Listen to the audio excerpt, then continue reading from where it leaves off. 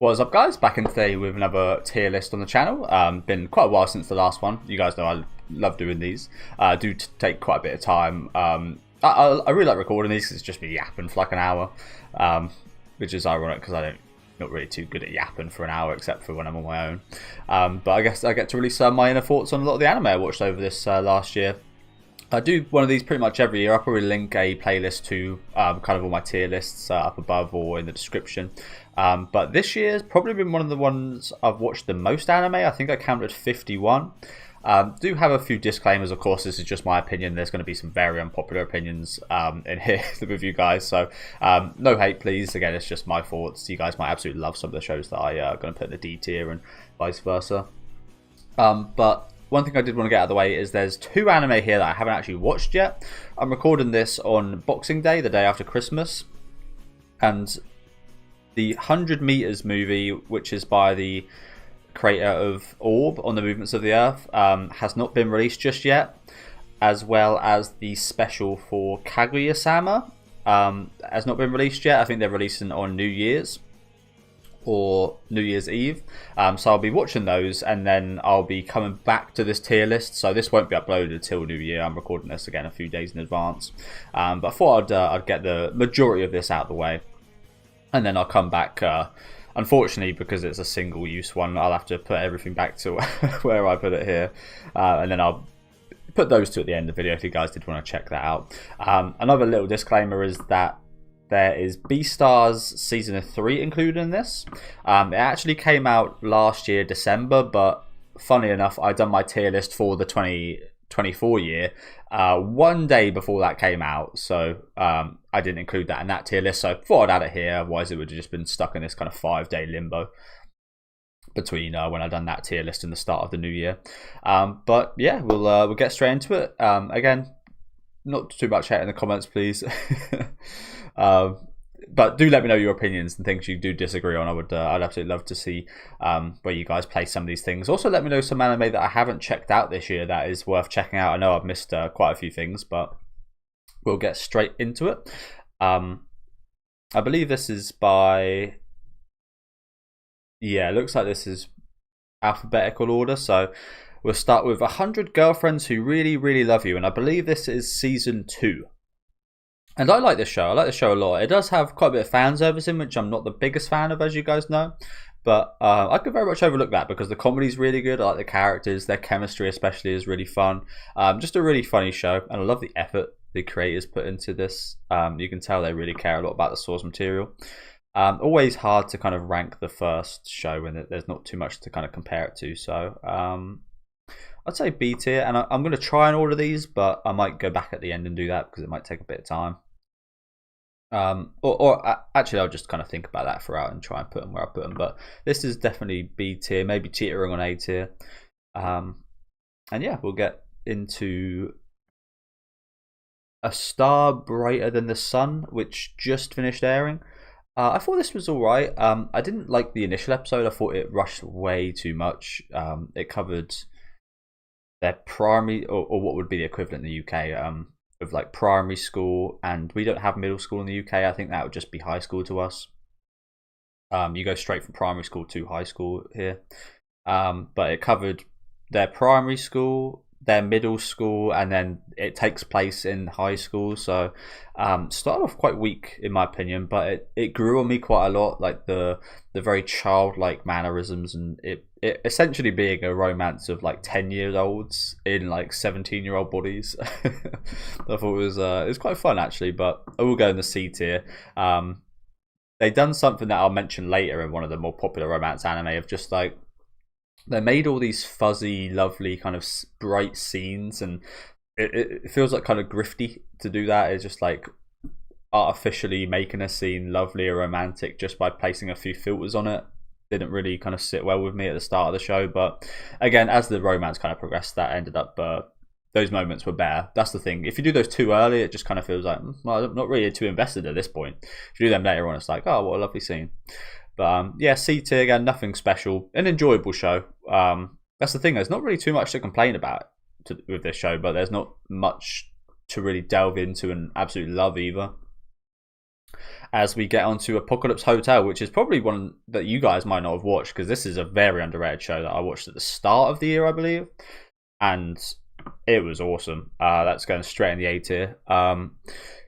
This was also really surprising because it started out well, but like the production value, the action sequences when it had them were brilliant. Just the concept of it, it was really emotional.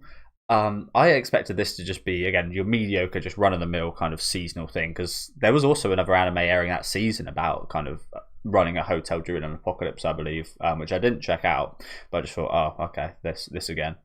But no, it was absolutely awesome. Again, touching, fun, like funny, crazy. Like I remember the funeral and the episodes around that portion of the funeral, like those like 3, 4, 5 episode span was absolutely insane. And was definitely one of my favorites that aired this year. Again, check out if you guys haven't. It's very underrated. Maybe not underrated, but it's very underseen, very underpopular. Should be spoken about a lot more. But every time I did hear people speak about it, it was always in a very positive manner. So again, if you guys haven't checked out, please do. It is absolutely awesome. As we then move on to another fantastic show, which is the Apothecary Diaries Season 2, which had a very quick turnaround from Season 1. I will say I probably did enjoy Season 1 a little bit more. I think there was a bit more fan service and a bit more of a focus on the romance in Season 2, which, again, I'm a fan of. I know a lot of people aren't, but I'm a fan of it. I got into some quite heated debates, actually, about people who didn't like the Jinshi Mao Mao stuff. I won't get into it here, but yeah, got into a few debates in my comment sections. But yeah, I think overall it was a little bit weaker. The mysteries especially weren't quite as intriguing as in part 1. I think it was maybe because they're a bit more convoluted. They're a bit more tied into part 1's mysteries, and it felt a bit more kind of epic, which is a positive. But also it's like there's a lot of small things from the prior season that go into those mysteries of Season 2. It was really touching. I loved the stuff with Lolan. I thought that was excellent. But overall, slightly weaker than Season 1, but that's not much of a negative because Season 1 was absolutely incredible. So this is also going in the A tier. Whether it goes above the Apocalypse Hotel, I'm not 100% sure though, to be honest with you guys. This is a really tough one. Like, two very different things right here. Like, I think Apocalypse Hotel was an anime original as well, which is even more impressive because there's not too many great anime originals. Especially the ones I experienced this year were not great.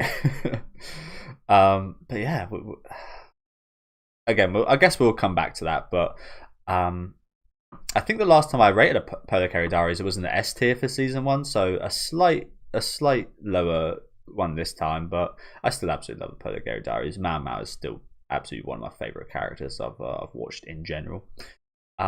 But yeah, let me know what you guys think of that. Again, I'm not sure about the popular consensus if people prefer Season 1 and 2. I think the production value also looked slightly worse just because it was such a quick turnaround, but not really noticeably worse, I wouldn't say. As we then got Ban, which is the anime from Giguk, I believe, which I watched a couple months ago. And to be honest with you guys, I can't really remember too much of it. I remember the story just kind of being decent. I put this in the C tier. It was very short, so it's really hard to get something across in, what was it, like 18 minutes long. They've done a pretty decent job at doing that, I believe. But again, just wasn't anything like massively memorable. It's very much a good stepping stone for him. But yeah, it was alright. Again, the themes slightly relatable, but not a massively amount relatable to me or anything. So yeah, C tier for that. It was just kind of okay.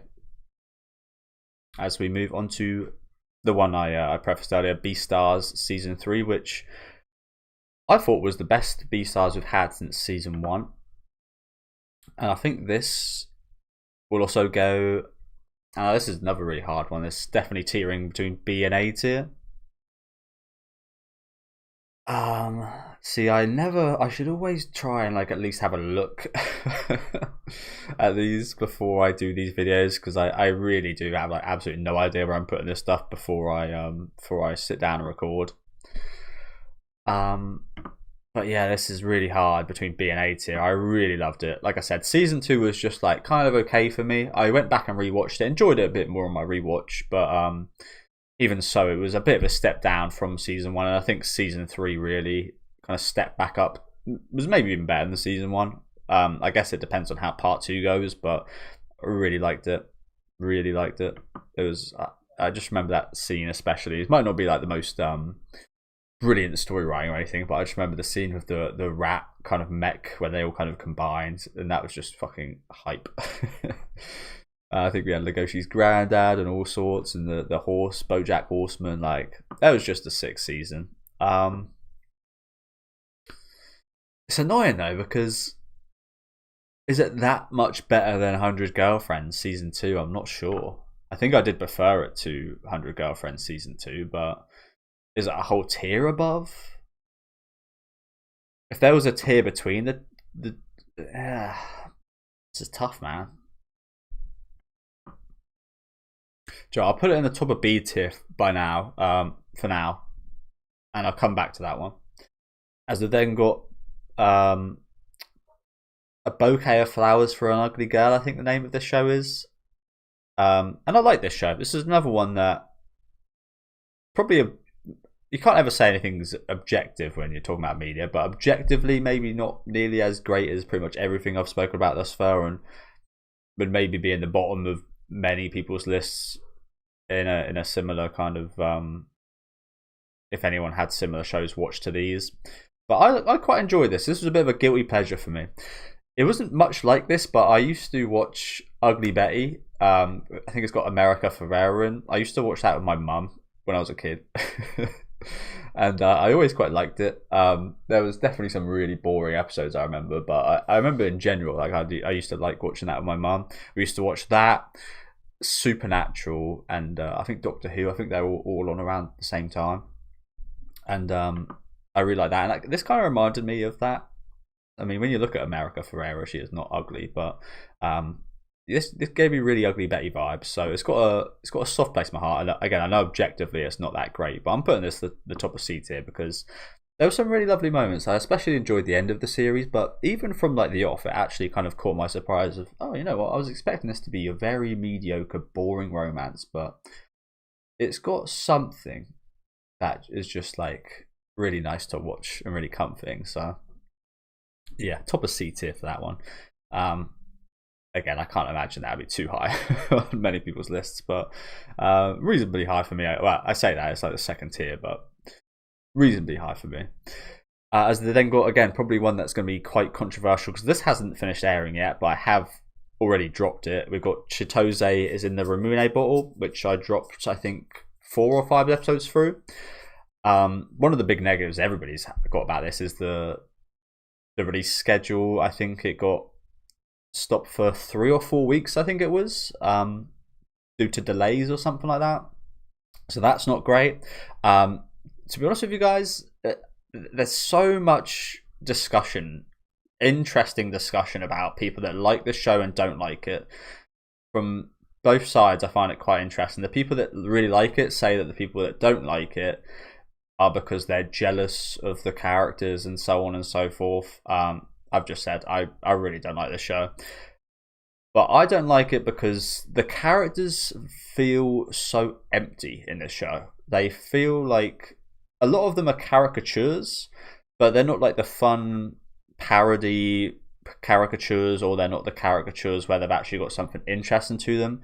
I just thought every girl in the show could literally be the same girl, and there's not too much difference between any of them. The main character certainly is an interesting premise, but it's very edgy. It feels very teenage, kind of edgy. I didn't vibe with the show whatsoever. I can understand why people might, because it does feel very kind of pseudo intellectual, but it kind of feels artificially intellectual. And yeah, I just, there's nothing I vibe with the show about other than the production value and the opening song. The opening song was brilliant, and the production does look great. But as I said a minute ago, they clearly quite struggled with keeping that up. We've then got the 100-meter movie, which I spoke about earlier, and I'll put that to the end of the list.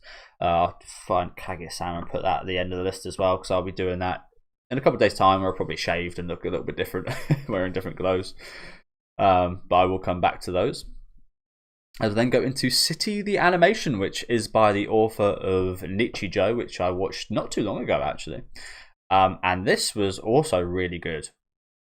As usual with Japanese comedy, just as being a foreigner, it's very hit or miss. There are jokes that just go well over your head that are very Japan-centric. But overall, I had a really good time with this. As I did just say, it does feel like there was, I think there was 13 episodes. I think there was 4 or 5 incredible episodes, 3 kind of good ones, and then like 4 or 5 kind of just okay episodes that are just like hit or miss. And that's pretty good going for a comedy, to be honest with you. The opening to this, especially in the first episode, the intro in the first episode is one of the best intros I've watched in years. What was it? There was a couple episodes that were just so creative. That I think you've just got to watch the show, even if you don't like vibe with the comedy and such too much. There's a couple episodes in here that you've just got to watch just because of how different and creative they are. But yeah, not quite as good as Nichijou, I'd say. But I don't think it was quite meant to be as out there and comedic as Nichijou. But when it did go for it, it very much did hit those levels. I think this was meant to be a bit more of a kind of sweet slice of life-ish type show. But yeah, I really enjoyed it. The characters were great. That, like I said, there was definite favourites. I think like the dads and the old men, especially in the show, were really funny. The 3 main girls, of course, were great. But as I said a minute ago, there was just characters that you didn't really care about seeing all too much. And maybe some of the comedy segments, I feel like especially the play segments with like the animals and the guy like behind the scenes, although really impressive that he was like a one-man band. Having seen that like 2 or 3 times, it's just like, okay, I've kind of already seen and heard that before. But yeah, I think we'll go B tier. I probably put this. Would put this above 100 Girlfriends. So yeah, just in between Beastars and 100 Girlfriends, I think. But yeah, if you guys were a fan of Nichijou, definitely check that out, because similar. Not quite as comedic and a bit more wholesome, I guess. As we then move into Dandadan Season 2. Which, just like Apothecary Diaries, I don't think was quite as strong as Season 1. I think the intro in Dandadan Season 1 was really awesome. I really love the Ira stuff. That's still my favourite portion of Dandadan in general. But yeah, it was solid. As usual, some really nice animation, some really nice style, and the soundtrack was great. In terms of the story, it was okay. I don't think, like I said, the Ira stuff was definitely the best stuff we got from this series. Yeah, when I think of like the story, it was again nothing spectacular. The GG stuff was good, but as I did just say, like not as good as the stuff we got in Season 1, I don't think.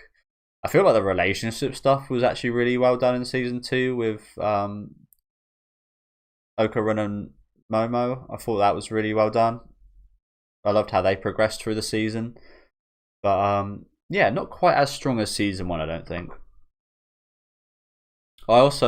The kaiju fight stuff was good, but it wasn't as, like, the action wasn't as good as Season 1 either, I don't think. They did have that really cool band performance though. That was awesome. There was loads of drama about that in Japan. But yeah, those Japan copyright things. So this will also go B tier, and I think this will go just at the end of B tier right now. That might be quite an unpopular one. I know it's a very popular series, but I like it. I like the series, don't get me wrong. I do think it could use a bit more, again, this is going to sound quite edgy, but a bit more kind of writing and seriousness maybe, I don't know. As we then move on to something very unserious in Mataku Detective. Detectives these days are crazy, I think this is called. And this show was okay. I said earlier about like the comedy being hit or miss in City. This one's even more hit or miss, and quite a lot of misses, to be honest. If City was like a 60 hit ratio, this was like a 30, maybe 20 hit ratio, 20%. So yeah, had some good moments, had some good episodes. I especially enjoyed the blonde character. I thought she was great, but and I loved Mashiro's voice actor. She was awesome. But overall, I do think this is quite weak. Probably bottom of C tier. Just for a comedy show, what was the main objective? To make you laugh, and it did get some laughs out of me, but ultimately just felt yeah, not too great. As we move on to another one that might be very controversial, I've seen so many different opinions and varying kind of thoughts on this show. Toa no Yugure, or The Dusk Before the End, the Dusk Before something. The Dusk Before the End. I can't quite remember. But this is a PA Works who have done some really good stuff. Whenever I've watched some of their shows, they've always been quite emotional. And they've got a really good production. But this show started out really well. Had a super interesting concept. I was absolutely on board from episode 1. Loved the discussion about like AI and these androids in the future and what it looks like. I thought that was super interesting stuff. Episode 2 takes a massive turn where we're talking about this Elsie stuff. We're in I think it's like 200, 300 years in the future. There's been like wars over the AI and robots and androids and stuff and technology. And then everything's kind of gone primitive. Except for there's certain kind of like it's like a primitive world, but then you just catch like a car driving, and there's like certain pieces of technology that just stand out. Like, why is that available? And even episode 2 was quite interesting, but from that point on, the show turned into absolute arse, in my opinion. Again, it might sound harsh. Apologies if I'm like shitting on your favorite show, but it turned into absolute crap. It the villains were super generic, villain of the week style, and I actually quite enjoyed that. That was a massive negative for some people. I actually quite enjoyed that they kind of reversed the whole fake deep kind of villain who you get on board with of like, oh, that's an understandable villain. It just didn't even bother doing that. It was just like, this is the villain and you're going to hate him. And I was like, you know what, it's actually got to a point where we don't do that much nowadays, so it's a little bit refreshing to see that. But they've done that for pretty much every villain, maybe 3 or 4. Again, I dropped this maybe like episode 7 or 8, so I didn't watch the whole thing, of course. And I heard it did get better towards the end, but they've done that for every arc that I watched. They introduced these characters for maximum 2 episodes, and they never had any plot relevance. They introduced a main girl who was essentially just fan service as a character, this little dark-skinned girl. I have actually read up on what happens at the end of the series with her, and it sounds like people weren't too happy about that either. But yeah, she was just fan service. They introduced her. She had one kind of story element of she was looking for her books that her family made, and that's all we knew. And then she just joined the cast. Later on, we went to this hot springs. We had some ordeal about someone owing money on the land or something. Who knows? It was boring as hell. And then some random guy from the hot springs joined the cast. For what reason, no one knows. And we had some kind of incest mafia arc just before that, of which those characters played no consequence in the rest of the story. That is the critique of the show. Nothing had any consequence. From episode 2 onwards, nothing mattered. And it was just one of the worst shows I've watched in a while, to be honest with you guys. And I think that's amplified by the first episode and even second episode to a degree being so promising. Maybe if they weren't that good, I would have just been like, oh, you know what, just another mediocre show. But because they spoiled that really awesome concept, that soured it even more for me. Again, got to apologise if you really love the series. Fair play to you. There is certainly interesting stuff to enjoy here. And like I said, I did hear that it does get slightly better at the end of the series. Again, I can't actually say because I haven't watched. But I have also heard, like I said, they do kind of make some crazy kind of decisions towards the end of the series as well. So might be worth checking that out. But yeah, that's probably one of the worst experiences I had this year, to be honest. I just felt every week I was just questioning so much. Enough about that rant. As we then move into Fire Force Season 3 Part 1. With Part 2 coming out quite soon, which I'm really looking forward to after seeing the trailer. I won't talk about the trailer because it looks like there's some crazy stuff going on. But this was also again in line with the Polar Diaries and Dandadan, was a bit weaker than the previous seasons in my opinion. This has got that part one syndrome. I think you see this in a lot of things. The one exception I always mention is Avengers Infinity War. I think that was actually like part one was actually better than part two in that regard, but almost everything is better in a part two because they're like the payoffs, they're like the things you're waiting to see. Harry Potter and the Deathly Hallows, for example, part one was considered by quite a few to be quite boring, and then everything happens in part two, and that is just the way that part one and twos work, unfortunately. And this one had a lot of setup, had a lot of kind of dialogue and I wouldn't say meetings, but a lot of setting up events for part two. So it's kind of harsh to judge this as its own thing, but I will be doing that. And I think in saying that, this one's kind of hard between end of B and top of C, to be honest with you.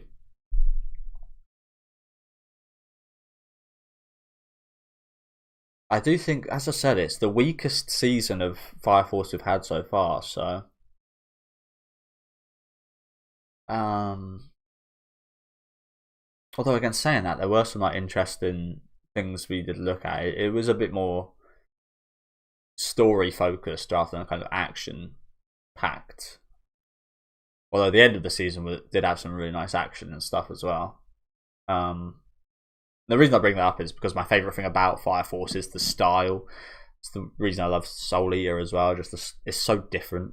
The story's never been amazing in either of those for me,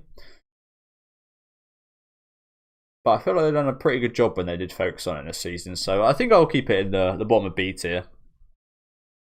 As I said, it kind of feels harsh to like rank part ones just by themselves because it's not a complete story. It is half a story.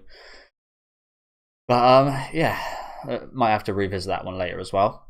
But we'll move on to Tatsuki Fujimoto's 17 through 26, which thank you guys for commenting on the video. I was really confused as to what the title even meant. Apparently it's the age he was 17 to 26 when he wrote these stories. I thought these were his 17th written work to his 26th written work, so he done like 26 pieces of work, and we covered like the end ones here or something. So yeah, big misconception for me there, but I love this. There was some massive. The thing about this is there was 8 episodes, I believe, and I think like six out of the 8 I just absolutely loved, and then like there was 2 that were just kind of okay. They weren't bad, but they weren't fantastic either. They weren't as good quality wise, but I love the array of animation, I love the array of styles, the stories told are always really interesting by this guy. They're always really gripping. There was that controversy a few months ago to do with him about him like drawing prawn characters, and I feel like people were crazy for criticizing that. I mean, I kind of get where they're coming from, but if you think about human like art in general, everything is inspired by something. Like your whole life has been a whole kind of viewing of things. You're constantly inspired by everything you've seen, every movie, every song you've heard, every anime you've watched. They all have some kind of influence on you. An extreme example of this would be like a Tarantino movie, where you very easily see the things he's drawn kind of parts from. And every movie maker, every anime, every artist does that. Again, Quentin Tarantino to a bigger degree and a more obvious degree, but everybody does that, even to like a small element. Otherwise, like, yeah, hopefully you get the point I'm trying to make there. It's not really much to do with this show, so I'll stop going on about it. But yeah, I absolutely love this. Is it S tier or A tier is the question. I think probably A tier. And I think top of A tier, because there was some like, again, the production, like everything, the production quality, soundtrack, voice acting, the story, like this had everything. This had a bit of everything for everyone as well in terms of the different varieties in stories. I think top of A tier, and it's also quite funny. He's gonna be quite popular in this tier list. Tatsuki Fujimoto. I just really like his style. Yeah, I think top of A tier. I think top of A tier. Yeah. As we move on to Ginpachi Sensei, which just finished airing, which I mentioned during the final episode of my reactions. I said this about Fire Force. This is probably the worst season of Gintama we've had, specials included. But it was still really good because it was Gintama. It was just it's almost like a Marvel cameo. It was like some really good fan service. The final couple episodes with Kamui and Takasugi were fantastic, but in general, I thought this was okay. The comedy wasn't nearly as good as in the main series. The serious moments, I guess if you want to call them that, I don't think there really was any serious moments, but the kind of fight scenes at the end of the series were really well done. But I didn't love this. I was hoping I'd love this because I love pretty much every season of Gintama, and the specials included and the movies. But I wanted to love this, but I didn't quite love this.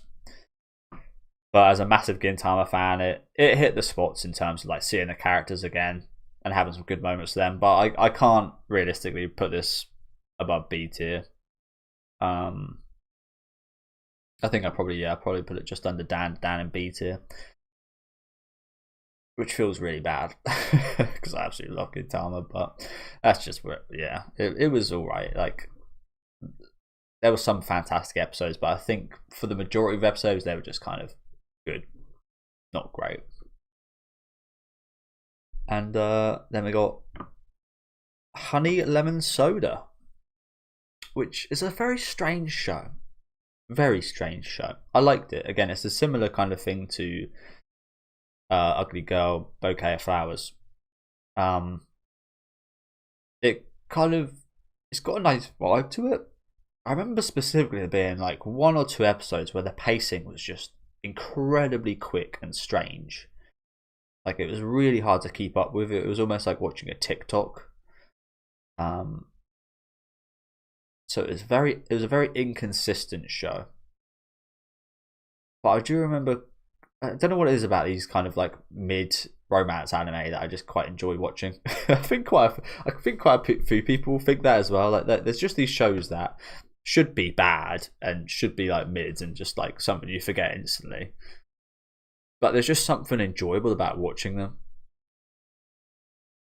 Like all 3 of these shows pretty much are that. I'm going to put this in the same tier.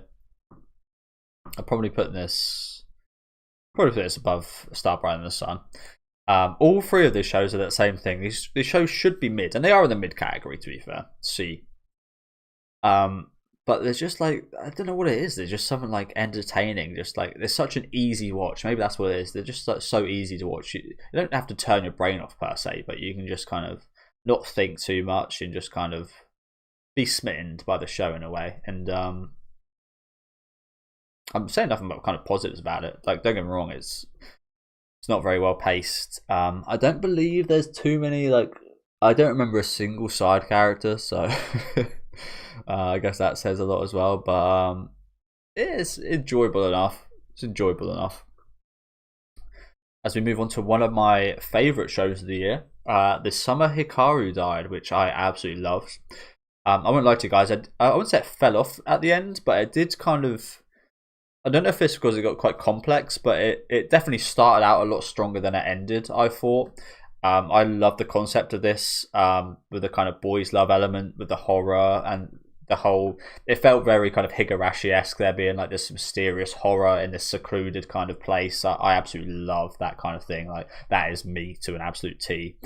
So the premise was great. The romance was awesome. It looked fantastic. The soundtrack was incredible. One of my favorite openings maybe ever. Everything was great, but it did. I do remember it kind of, again, not losing my interest per se, but I like the team's just a bit less invested as towards the later stages of the season when it did. Funny enough, when it did kind of look into the kind of I forget the name of it, Onanuki-sama stuff, I think it was called. When they actually did look into like the major kind of supernatural element, that's when it got a little bit less interesting to me. My main interest with this was the relationship with the characters. I think that is the biggest focal point of this show, and when we focused on that, there were my favorite moments. So hopefully, and I think it will be the case that we do get even more and more of that as the series goes on. But I'm absolutely hyped for season 2 again. This show is just absolutely a bit of me, and it's the first show going in the S tier.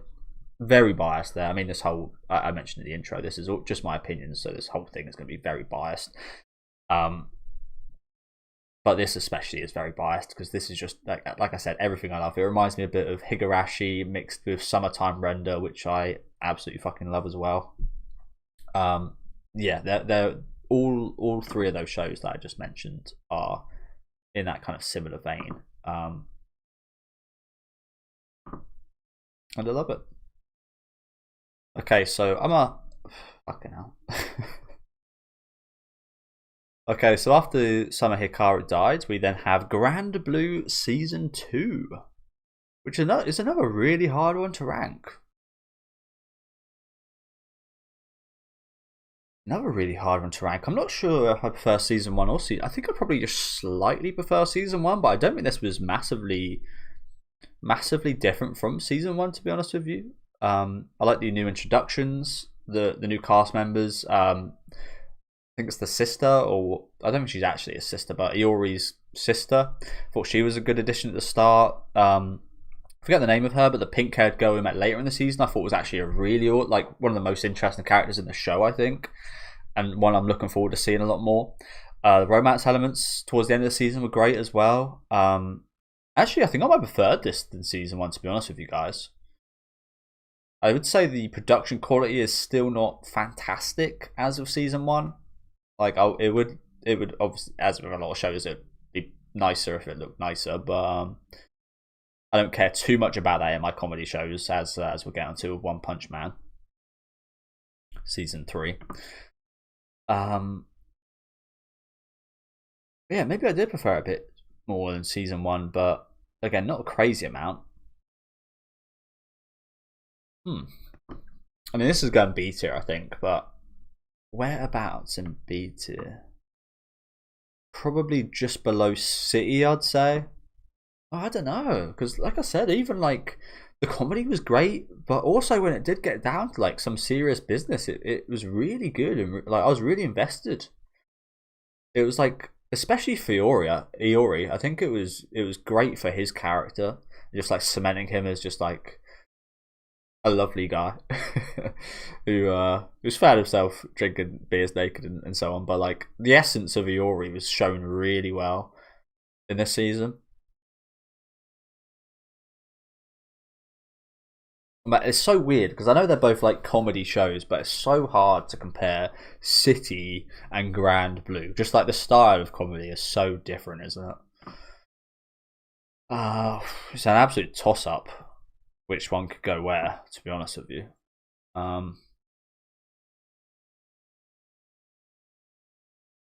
It's an absolute toss-up. We'll come back to it later. As they've got another one that might be a bit controversial. We've got the Flagrant Flower Blossoms with Dignity. Now, I like this show, but I think it was incredibly overrated, especially at the start. I think, like, it's hard to hold. You don't want to hold that against the show because that is totally something away from the show.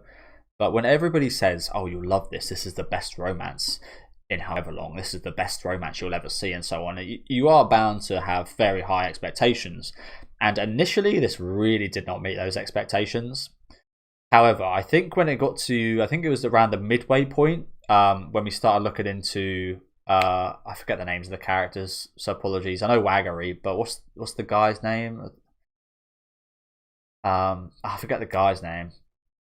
Apologies. But the guy, when we looked into his life, especially with his parents, I thought that was really interesting. I especially loved the episode about his mother kind of accepting him and kind of when she changed her style to fit her son and make him feel comfortable. I love that stuff. When the show does get into those story elements and those character specific kind of backstories, I think it is really fucking awesome. The relationship between the characters is good. I will say one of my major negatives is how some of the characters react to each other. It feels like, I understand this is going to happen, where like Waggery's always apologizing, and like they're a bit too perfect in a sense. Like the flaws of these characters. Every human's got flaws. Everybody's got something aside of them they don't want someone else to see. But like with Waggery especially, they've just made her this god in a way. They put her on this pedestal of I mentioned it earlier with fuzzy scenes, especially early on in the series. It was really egregious early on in the series where just we had a shot of Waggery and then it would get all bright and fuzzy and lovely and want us to feel this kind of vibe where I don't feel that vibe towards her because I don't actually know her as a person. To me right now, she's just this perfect, beautiful, very nice girl that's got no problems or no issues and no flaws whatsoever, which is inhuman. So therefore I don't like that. And that's something that they did remedy as the story went on. We did get more into her. Funny enough, I actually think, what's the girl's name? It's not Sakura. It's something like that though. I'm gonna get them up. Apologies, guys. But I actually quite liked her woman friend. I thought she was actually one of the most interesting characters in the show. Fragrant Flower, which is quite funny because I think his friends were not actually that interesting, except for that one. Tsumugi is his name. Subaru, that's the one. What did I call her? I can't remember. But yeah, I think Subaru is definitely one of the most interesting characters in the show. As you can tell, I've got quite a lot to speak about here. His friend Saku, I think, was also another really interesting character. I think Saku and Subaru are definitely the two standout side cast members. Other than those two, I didn't care about the other two boys. I thought they're actually just, they could have been anyone and it wouldn't really matter too much. But like I said, when it does like delve into that stuff, it's really good. However, I think it doesn't do that enough for me. I'd love it if we had more episodes and more time spent on focusing on the characters and who they are. But overall, as you can tell, there's lots of elements I really love about the show. The production value, of course, is amazing. I mean, that's another reason why it's so popular. And it will go high up. It will go in the B tier. But again, a lot of the negative stigma from me specifically comes from how people were talking about the show like it was going to be something revolutionary. And I don't think it is that. And I don't think it's meant to be that. And I don't think it will ever be that. And I think now that I've got those expectations, I probably will enjoy it a bit more. I did find myself enjoying it a bit more in the second half because of my expectations being defied initially and then just kind of removing all expectations. But again, I do very much understand that this is very well written at points. One other negative I will say is I'm not really like, I like the concept of like the school stuff, but I would like to delve into that a bit more in upcoming seasons as well. And I do think that will be the case. But in the first season, we didn't delve into that too much. There was just like the odd, when you'd come across the girls, they're just some kind of nasty comment or something.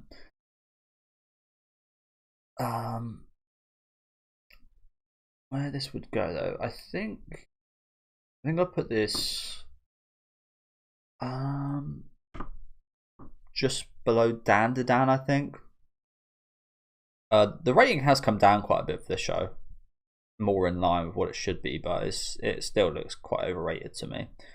But yeah, another one that might be quite unpopular because I know a lot of people really love that show. But yeah, just my thoughts there. Might not seem understandable because again, quite a bit of my negative perception does come from away from the show. But I think that's only just it. It's like seeing if your favorite show was to get like the One Punch Man season 3 treatment, for example, and get like massively downvoted and massively hated. I know season 3 is not great, but let's say someone put Apothecary Diaries, like if that was like rated the worst anime ever, for example, the natural reaction would be to kind of offset that with your own kind of love, if that makes sense. But yeah, we'll move on to another like very disappointing anime for me, Kowloon Generic Romance. This was quite similar to Touhou no Yugure, funny enough. It started off incredible. Like the concept I absolutely loved, with Kowloon being this kind of imaginary illusionary kind of city. The romance elements were great. It felt very mature, looked fantastic. It felt a little bit like a mix of Silent Hill and, like, this is such a weird combo. It felt like a bit of a mix of Silent Hill and what's it called? I should know that title because it's one of my favorite movies. Eternal Sunshine of the Spotless Mind. It felt like a mix-up of those two, with like the memory stuff and the illusionary city that kind of only some people can kind of. It was like such a cool concept, but it just lost me. It just lost me. I don't even really know how to explain it, to be honest with you guys. It's been a little while since I did watch it, to be fair, but it just didn't meet my expectations. It focused a bit too much on side characters that I didn't care too much for. The main mystery seemed to not get looked into for quite a while. It meandered quite a lot, especially during that mid portion. I didn't awfully enjoy the ending either. I thought the ending episode itself was actually quite good, but as a total package, it just felt a bit unfulfilling, to be honest with you guys. Which was again, I think the major negative is the disappointment more than anything. As I said earlier about a show, if it started out bad, it would have just been like, oh, okay, this show's fine. But it started out really well. Like, it's such an interesting concept, and it just didn't live up to that, unfortunately. I will still say it probably does still sit at the top of C tier, but it's just like, what could have been if this, like, I know this might not be fair, but if this was to have met what my expectations were after maybe like 2 or 3 episodes, this probably would have been at least A tier. But yeah, unfortunately it didn't. Let me know what you guys think about that show if you guys have seen it. I haven't actually read any discussion on that for quite a while. I might get it up quickly. I'll not spend too long on it because this is already going to be a long video. But I remember there being a lot of very varying opinions during the time this was airing. Lots of people loved it, lots of people hated it. Let's just look at the reviews quickly.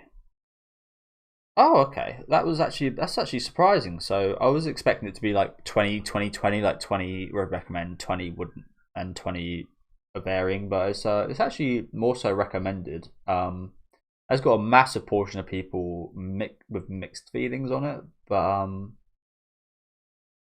yeah, I tell you guys, like, check out yourselves. If that concept I said earlier about like Silent Hill mixed with Eternal Sunshine of the Spotless Mind sounds interesting, check it out because it's definitely an interesting concept. But yeah, just again, I can't even really like bring up specifics because it's been a little while, but I remember feeling quite disappointed with that show.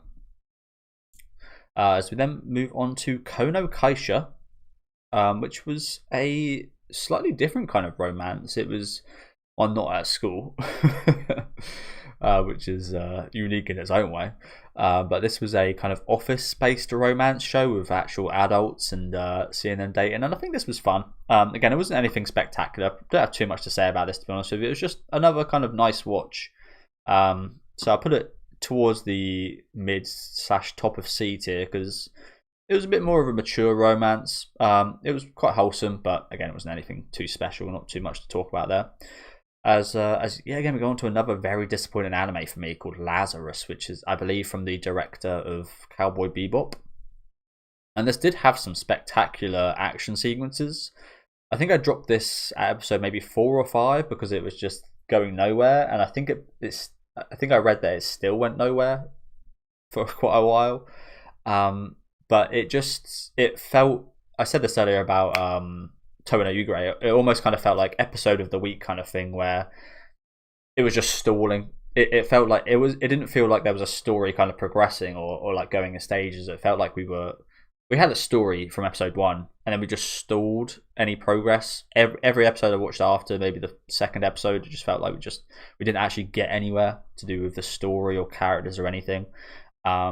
so I ended up dropping it because I really don't think the writing was very great. But if you like action and if you like choreography, I probably would check this out because this has got some really cool choreographed. Is it choreographed? Choreographed, that's the one. Some really good choreography and action sequences. Although there wasn't actually too many of them from the episodes I watched. But yeah, this is going C tier. Not quite as bad as the 2 and D tier, but yeah, I'll put that bottom of C tier.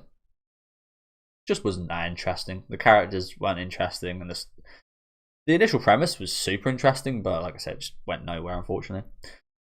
As then move on to Let's Play, which honestly, this could go S tier.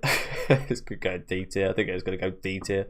It's one of those anime that's so bad it's good. I only just finished watching it, but yeah, it's one of those it's super cheesy. I think it's actually a Western, adapted from a Western kind of web comic or something, and it definitely feels like that.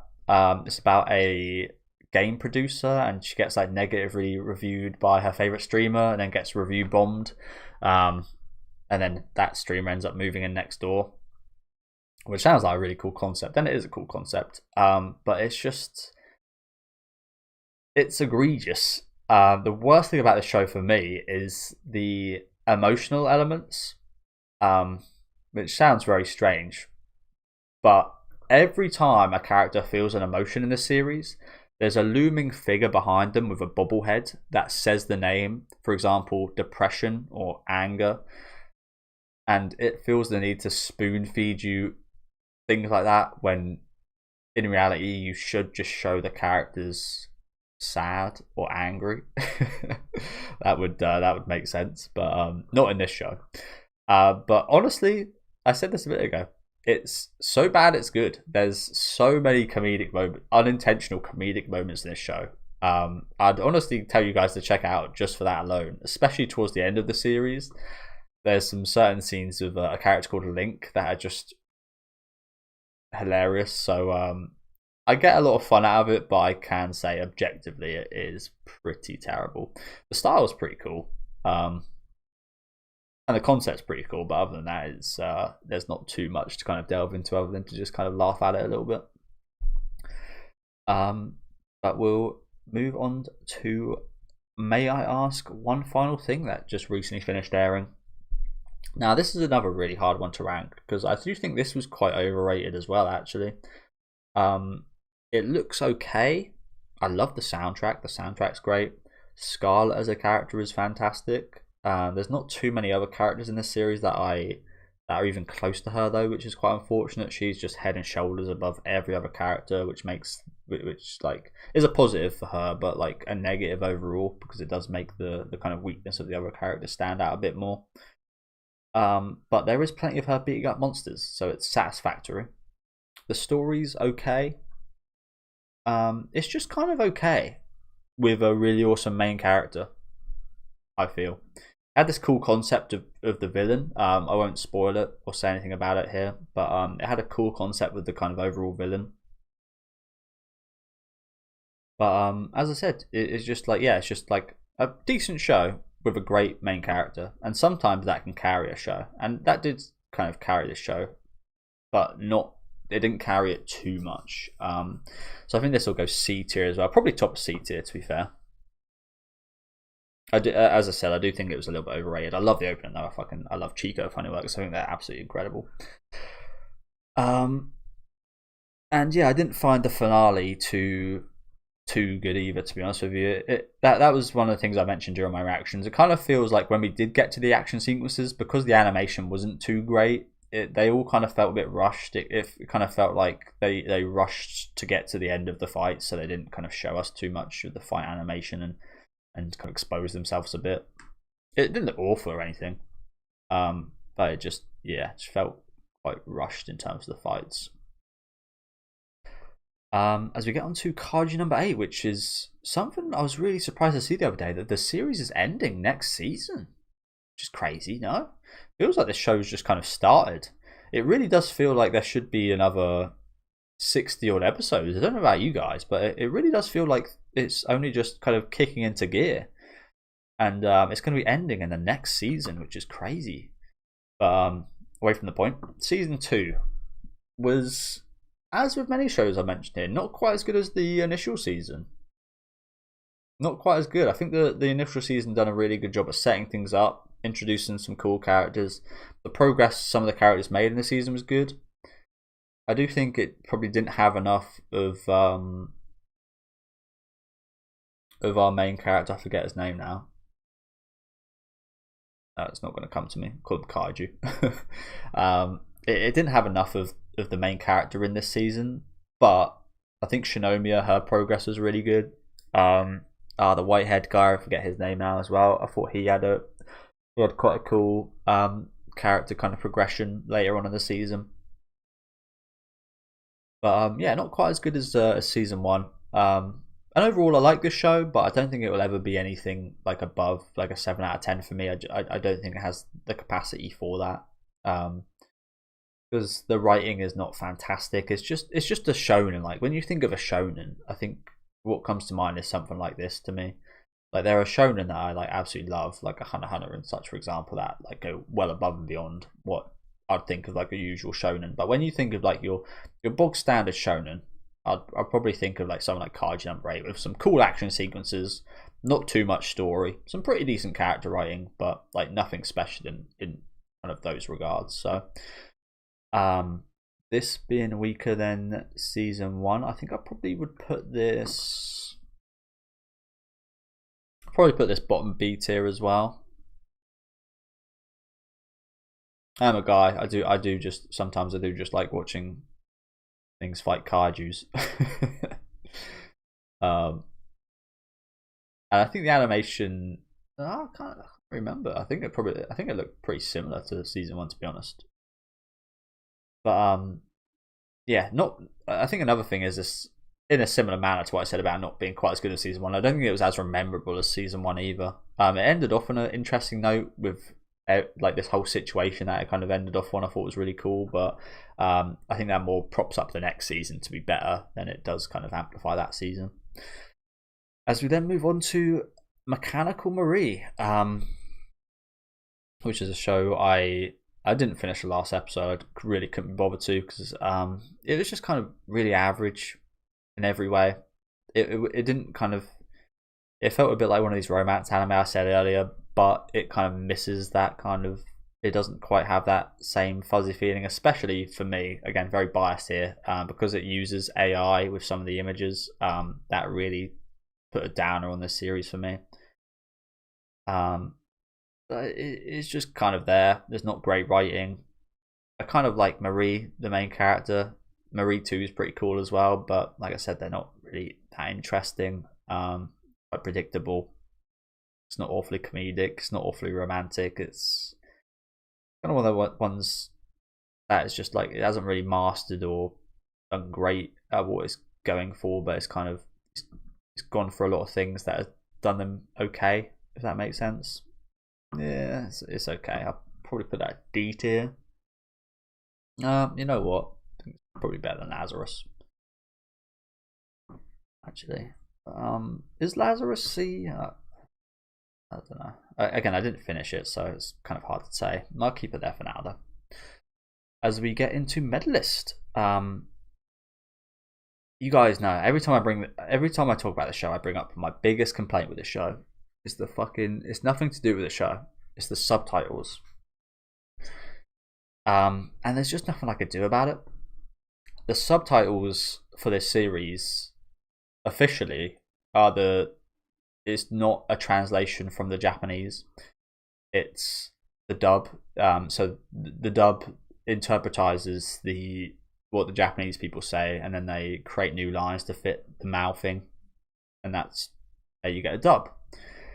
And it's usually very different from the sub. And instead of translating what the Japanese people say, they just subtitled what the dub was. So a lot of the translations, a lot of the dialogue felt very off when I was watching. Even as someone that doesn't fully speak Japanese, it was so noticeable. It really annoyed me, and it really hindered my experience with the show. I know it shouldn't, and I know it's no fault of the show. It was a great show, but that was a major downside of this. So I hope in season 2, I think it's High Dive that this was airing on. I hope they changed where they're airing it, and it was especially scary when that AI dub stuff was coming out. And like I think Crunchyroll were using AI subtitles recently as well, so it's just a scary time with that kind of stuff. And that just made me think, oh my god, season 2 is going to be even worse. But I hope that's fixed, because that is my biggest issue with this show. Other than that, I thought this was great. The ice skating looks incredible. I think it's CGI, and it's some of the best CGI I've seen in anime. Probably the best CGI I've seen in anime, considering it's a main focal piece of the show. I feel like CGI is best used with like background stuff or things that just like aren't the center of attention. To use that as the center of attention in a show like this is incredibly ballsy, and it absolutely paid off in my opinion. I thought it looked great. The characters are so wholesome and adorable, and you absolutely root for all of them. All of the kids that we had, even like the smallest focus on in this show, I absolutely loved. Like the pigeon girl, for example. Like we barely saw her. Yeah, I love her. She was awesome. Love the relationship between the main two characters. Yeah, just a really wholesome, lovely show. I won't be factoring those subtitles too much into my rating, and it will be going in the A tier. Just really uplifting and lovely, and it's very relatable to me as someone that plays a lot of sports and stuff as well. There's a lot of stuff I can relate to there. But yeah, just hopefully they fucking sort the subtitles out, man. I hate that. I hated it. I hated hearing something in Japanese and seeing something completely different written down. Just a personal thing though.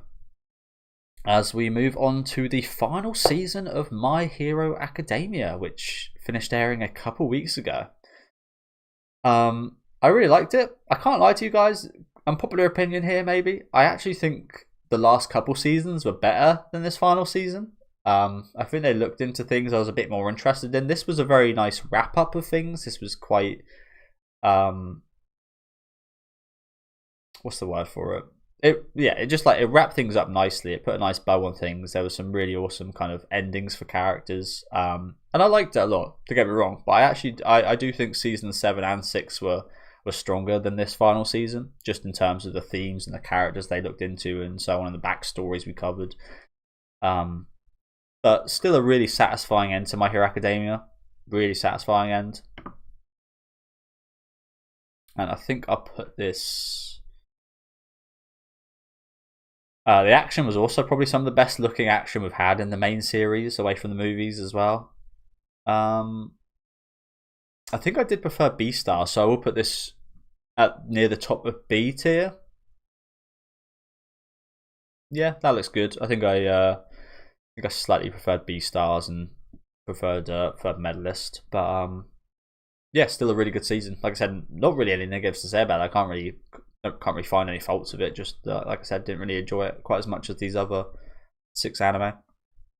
As we move on to one I finished literally just yesterday, This Monster Wants to Eat Me, which is another one with very varying opinions. A lot of people, and understandably so, say that this story is non-moving.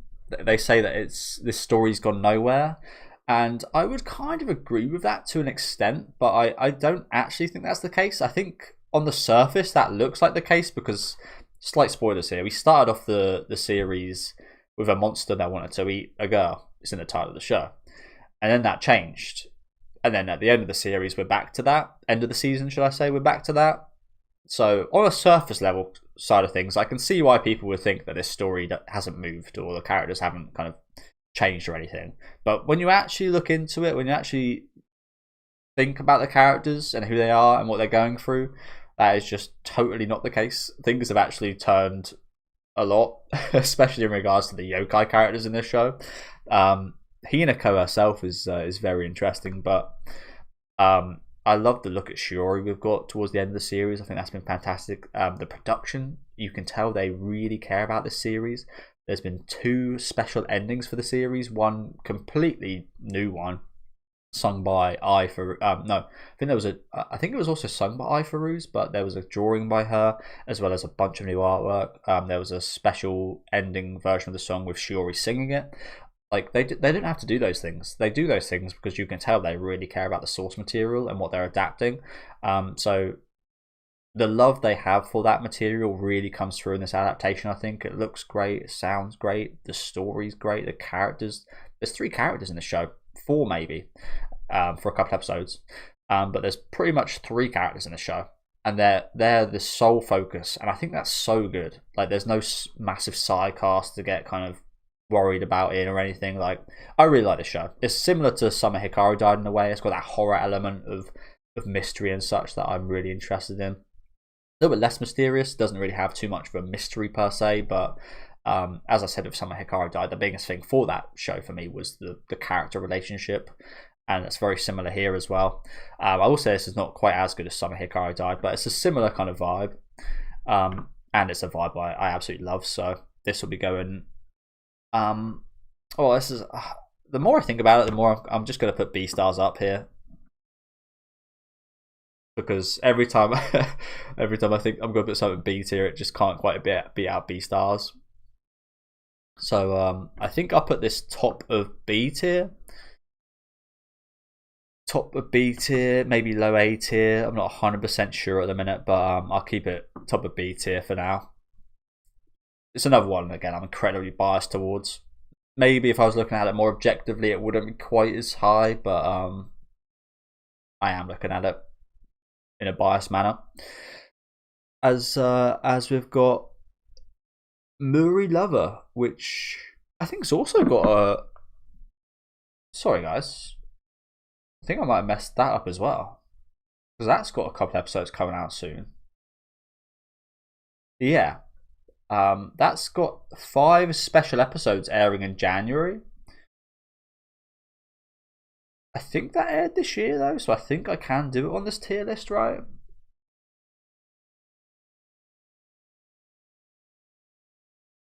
I'm just gonna look it up quickly.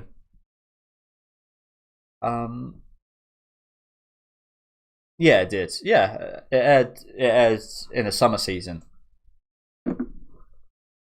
Sorry, I got a bit confused there because, like I said, there's 5 episodes coming out in just a couple of days. So I'll purely be ranking the initial season. I might come back and I mean, if those 5 episodes incredibly impress me, or the opposite, I guess I can move it when I come back to doing this tier list in the new year. But just the first season, and I think it was really good. You can tell it's a light novel.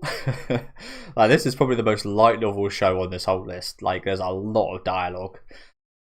Pretty much every episode is almost just like fully dialogue, and I am a bit of a champion of show don't tell, but I do like my dialogue heavy romance kind of shows as well, every now and then. So this is very much an exception to that, and I really like this. I think all of the girls are really well written. The central romance, it's almost like a family tree of romances at this point. There's so many kind of like springing kind of relationships. I really enjoy the show. I think all the chemistry is really well done. The characters are very different, yeah, all very likable. You get behind all of them. It's got, for the people that love fan service, it's got like lots of fan service for you guys. I'm not totally enamored by it, but there's it's actually not too much fan service. But if you do like that kind of stuff, it is there. I just think this is well written.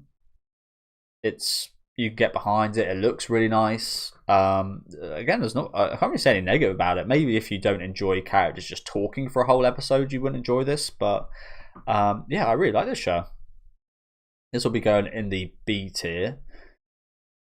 I think I actually do prefer it a bit to 100 Girlfriends. It's quite a bit less comedic than 100 Girlfriends, but it's almost a very kind of similar concept actually. Yeah, I think I put it just above 100 Girlfriends there in the middle of B tier. A show I was surprised I liked, to be honest with you. I didn't like. I went to that thinking I wouldn't like it quite as much, just purely based off like the cover artwork and such. But yeah, I had a really good time with that. Definitely a surprising one. As we then move on to a big one here, which I have absolutely no idea where I'm going to put. One Punch Man Season 3. Now, probably talk about this for ages. I won't, because I've already been recording quite a while. Now, definitely the worst production of the series. Not even a big fan of the opening, to be honest with you. Like, the opening is the worst one in the series. It looks the worst. Looks worse than season 2, which people, like, I remember people hating on massively when it came out. Boy did they not know what was coming. So yeah, very clearly the worst production. However, I mentioned this earlier in one of the shows. This is a comedy show. It's a comedy action show, so it definitely should have some good animation, it being so action focused. But I think first and foremost, this is a comedy show. And I think when it has had comedic scenes in this season, I think it's done pretty good. Like, the voice actors are all great as usual. I think the actual pacing and comedic timing has actually been pretty good this season. It's purely the visual. On a visual level, it's terrible. There's nothing. Yeah, there's not really any way you can kind of word that. It's terrible. There has been a few shining moments here and there, but for the most part, it's terrible. But like I said, like a good example for me is the meeting just before they invade the monsters' kind of hideout underground, where it was just a meeting episode where they're all at a table just talking and bantering each other, and I love that stuff. One, because yes, there was no animation during those scenes, but it was just the voice actors going at it, and that's just like the best part of the season, and I like that stuff. Yeah, like, I'm not quite as harsh on this as everyone else. Don't get me wrong, it's going D tier. It is going D tier, but it's not the worst thing I've watched this year. This is apparently the worst anime ever, with some of the worst episodes of anime ever released, according to a lot of people. And that's just not the case. But it is going D tier. Top of D tier, because I love the comedy still. Like, even with the crappy animation, the comedy and the writing still shines through for me. I know for a lot of people that's not the case, but for me, as someone that's not read the source material, I can feel the source material's greatness coming through this bad adaptation. So maybe it's a bit of a different perspective. If you guys have read the source material, I would imagine you're probably nothing but insulted. But as someone that hasn't, I can see the greatness kind of come through a bad adaptation, if that makes sense. So yeah, not the worst of the year for me. Definitely not the worst anime I've ever seen. Like, boy, as you can see here, there's much worse anime I've watched just this year. And you know what? The more I'm thinking about it, the more I'm putting Lazarus down here as well, because that's almost the opposite of One Punch Man, and I appreciate One Punch Man more than Lazarus. I'd rather something have good comedy and decent writing and look shit than rather watch something that looks good and has crap writing and characters. So yeah. Let's move on to something very different. Orb on the Movements of the Earth, and man, was that a hell of a show. I'll just put it straight in the S tier, and top of S tier for now. Still got a few controversial ones coming up. Oh boy, I've got a few controversial ones coming up. But yeah, Orb on the Movements of the Earth. Not too much to say, really. Just incredible show. The writing was fantastic. Right from the first 3 or 4 episodes, it just has you hooked. I always stick to this statement. I can't remember who said it. I think it was like Spielberg or something. Like, the first 5 or 10 minutes of a movie are the most important, because if you're not gripped in the first 5 or 10 minutes, it's likely that you won't love or be gripped for the rest of the movie. And I equate that to something similar with the first 3 episodes of Orb on the Movements of the Earth. Those first few episodes, man, just absolutely heartbreaking. Absolutely. I'll try not to spoil it. If you guys haven't seen it, definitely check it out. Yeah, those first 3 episodes just have you gripped right from the start, and then it doesn't really let up from there. I will say it does get a little bit weaker, maybe through, I don't know the specifics, but maybe episodes 12 through like 16, for example, does get like a little bit slower during then. But then right at the end of the season, it just goes straight back up to just being like super emotional, super impactful. Like, yeah, it's just incredible. Like, I can't really say anything other than that. The soundtrack is fucking awesome. It looks really good. Like that was one of the only complaints I've seen about the show is that people think it doesn't look great. I personally think it looks absolutely fantastic, and it's not a show that needs great animation because there's not too much kind of action in there.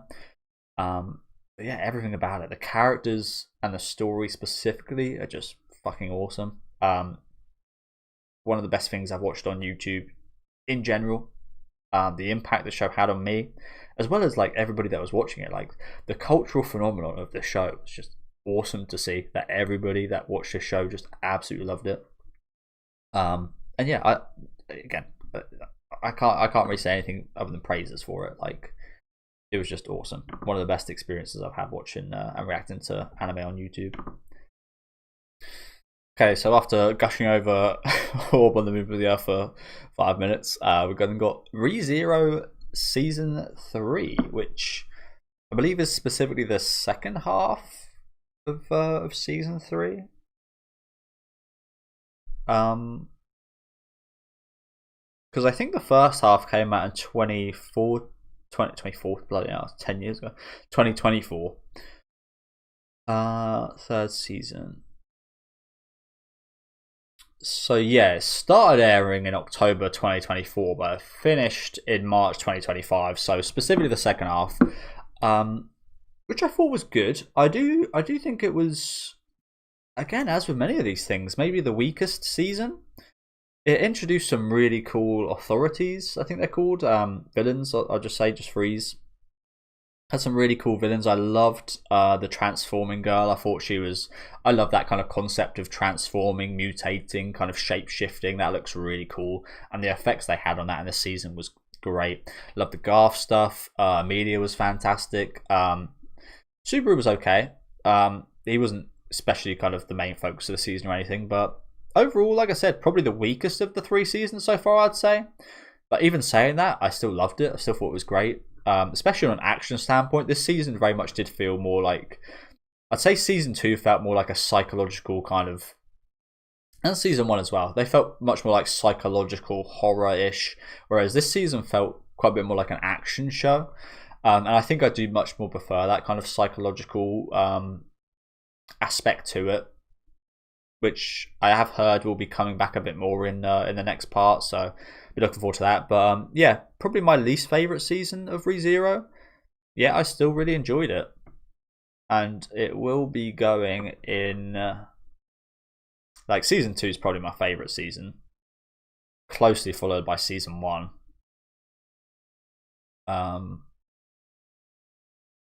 this just felt very different, didn't it? I mean, of course it felt very different considering the whole change that kind of Subaru made to like appreciate his life and such. But yeah, I think we'll put that B tier. I think we'll put it at the top of B tier. I think it's fair. Yeah, I think that looks good. As we move on to Rock is a Lady's Modesty, which is a good show. I think this was another one that might have been slightly overrated when it came out, but overall I really enjoyed this. Has some great music, has some cool characters. Again, the story wasn't anything fantastic. The main aspect of the show is the characters and the Rock and the attitude, and I think they've done that really well. Again, it's nothing that I'd like remember as like an all-time great or anything, but just a really good time in the show. Not really too much to talk about other than that, to be honest with you. So this will be B tier, and I think we'll put this just below A Fragrant Flower. As we move on to a big one, which I watched I think last week or the week before, Chainsaw Man, the Reze Arc movie. So another big one for Tatsuki Fujimoto. Now, season 1 I really enjoyed. I really enjoyed season 1. It's another one of those, as with This Monster Wants to Eat Me, you can tell the people that were adapting it really cared for the source material. They really put a lot of effort into it. Same here with this movie. Probably one of the best looking anime. Yeah, I'd probably say maybe the best looking anime I've covered on the list so far. Actually, yeah. definitely. Definitely the best looking and got the best production. Soundtrack was great. The story, like Reze as a character, I'm just gonna put it up there already. I think I put it just below Orb on the Movements of the Earth. Yeah, it's just S tier. Yeah, Reze was like got right behind her instantly. She was awesome. I'll try not to spoil much in case you guys haven't seen it, but yeah, just the action, the emotional kind of element of this movie, I thought was done incredibly well. Um, and yeah, no flaws really. Even like the side cast, the shark guy, I thought was I forget his name now, but I loved him. The ending was brutal, but like in a great way. Yeah, just like almost perfect. Just not quite as didn't quite impact me as much as Orb on the Movements of the Earth.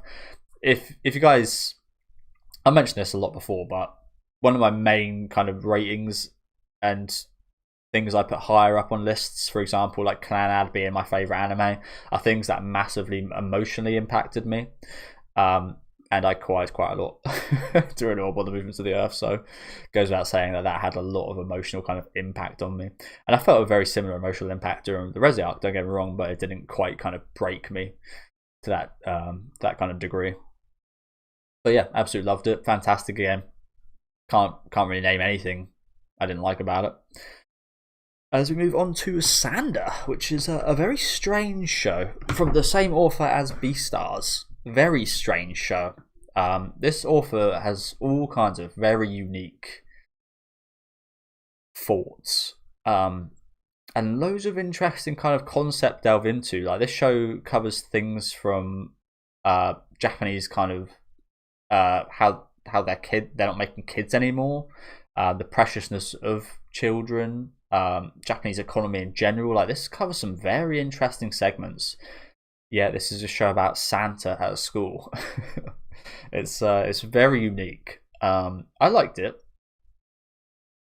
There was definitely stuff in the show that I went way over my head, I will say. So I don't think I'd be able to give you guys like a full scope of what the show is about. But yeah, it's just like that's the definition for the show. Just strange. Yeah, like quite engrossing.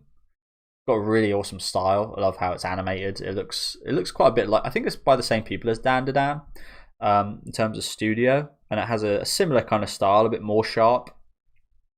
But yeah, enjoyed this. Again, I wouldn't say it's one of my favorite experiences of the year or anything, but certainly a unique experience, and I can always kind of appreciate that as someone that watches a lot of anime. I think I'm going to bring Kaiju Season 2 down one to top of C tier. And then I think I'm going to put this C tier as well, just below that, or just below that, yeah. I think that looks. I don't. Again, this is a hard one to rank, to be honest with you guys, because it's just so different. Like, how can I compare this to any of the other shows in this? I think I'll probably put it just above, actually.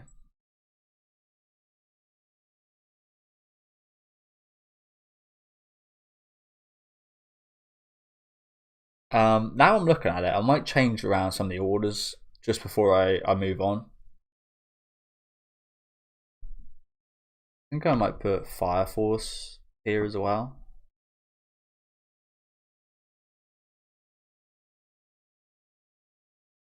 Yeah, I think that's okay. Okay, Shoshimen series season 2, which I think was at the start of the year because I don't remember it all too great.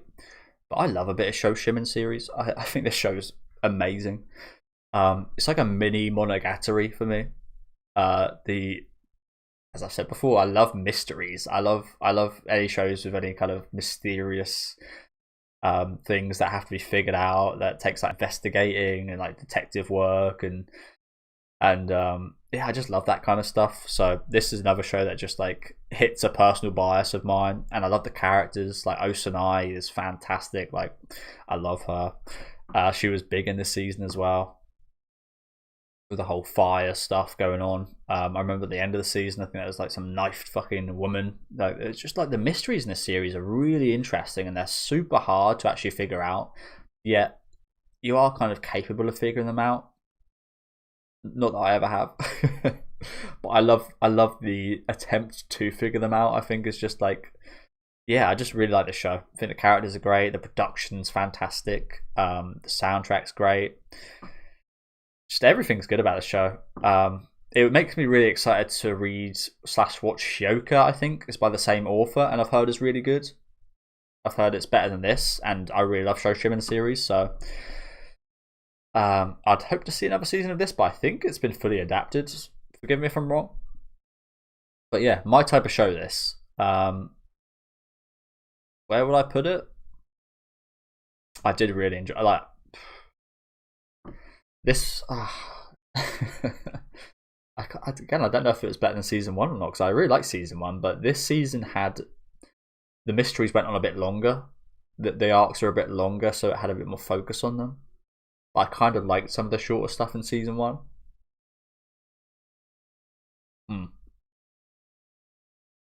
This is another really hard one to place.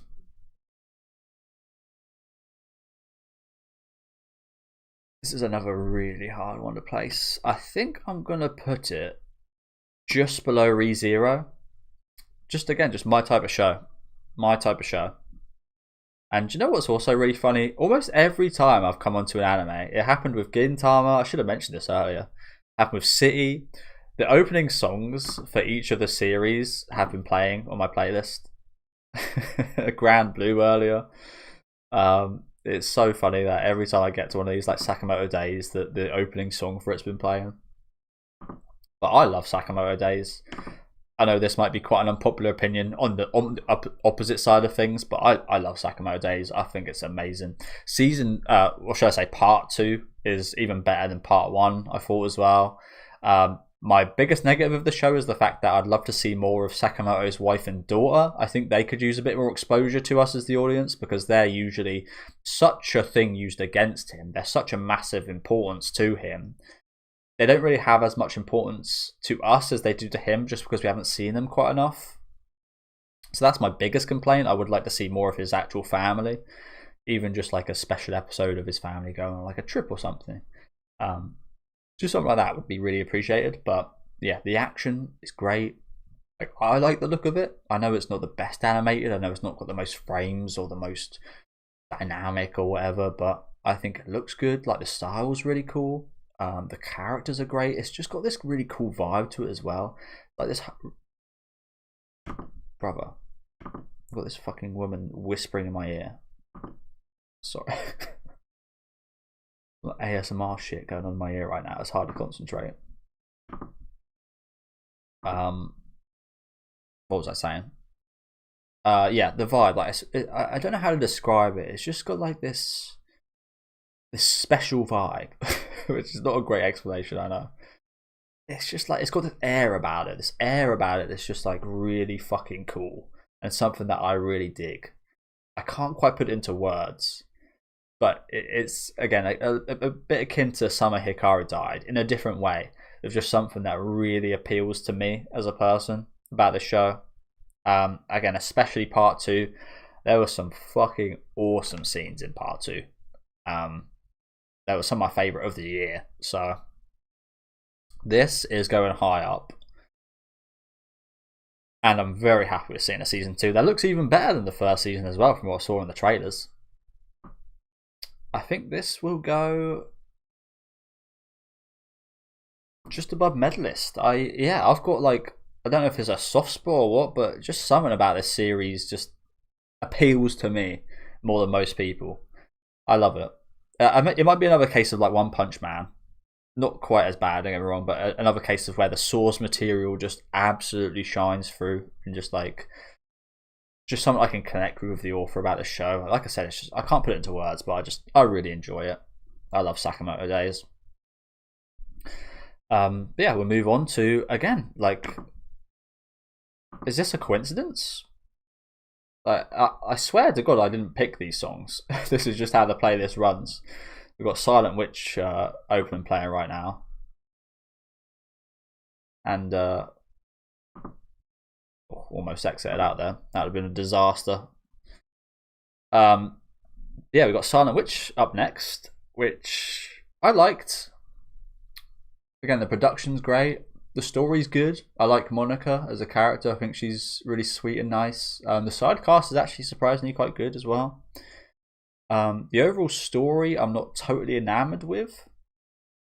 But as an overall product, I think this is good. Like I said, there's not really too much I would say negative about this show, but there's not so much I like absolutely love either. It's just a high quality show. So I think we're going B tier. I think we will put it towards the bottom of B tier because, again, it didn't like speak to me or anything. This is not something like I know there's lots of people out there that love their like magical girl shows and such. And this isn't exactly a magical girl show. It's got a girl that's magical in it, but like you can tell what kind of genre I love from like here. That this is not like the fantasy genre is not something that just like always just like, oh, that's fantasy, I'm definitely gonna watch that. Like okay, fantasy. But this one I actually quite liked. I haven't really had too much of a good time with magician kind of shows, to be honest with you.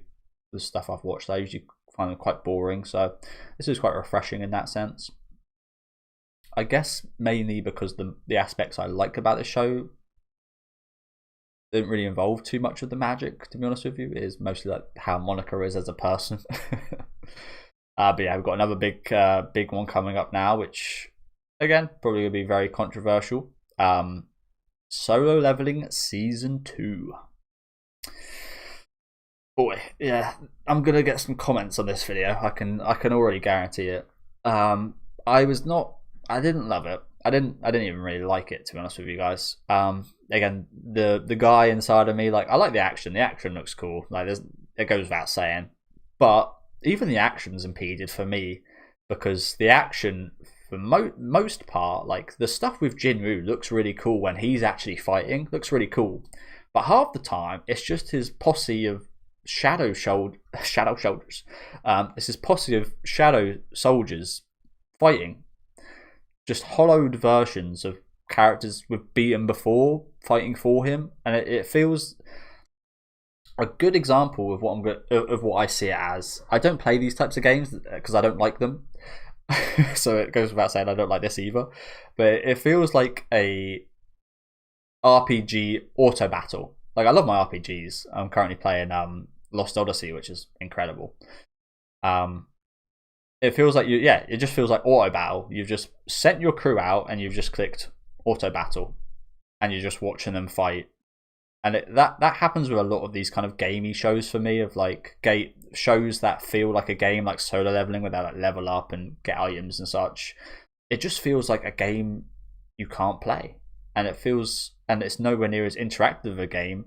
So it doesn't appeal to me. Like, if I could play Solo Leveling, I probably enjoy it a hell of a lot more than watching it. But yeah, like I said, it just feels like you're putting your game on autoplay, and it's just boring. But like I said, when you actually see Jinwoo fight, it is pretty cool. Like the fight with the Chimeran, which they totally didn't steal from Heart Nana. The fight with him was actually looked really good. Like, again, the production you can't go against. Like, the production is great, the soundtrack's great, the voice acting is brilliant. It's just the story is not very interesting. There is a story there, it's just not that interesting. The characters are not interesting whatsoever. One of the biggest issues of this season, alongside that kind of shadow soldier fighting stuff, which is just not cool to me, was his mum, the stuff of his mum. Again, you guys probably aren't going to like where I'm going to take this, but I remember when the episode came out, it got massively disliked by people purely because it was an episode with no action. And that was crazy to me. But even more crazy was the episode itself, where they actually tried to pull on our heartstrings. They tried to make it emotional. They tried to make us care for Sung Jinwoo's mum, who we hadn't heard a word out of, who we had seen for maximum 5 seconds throughout the entire series, up until the point where he saved her. Spoiler. And then they try and make us care for her. They try and get an emotional response out of us as an audience. to a character we've seen for 5 seconds.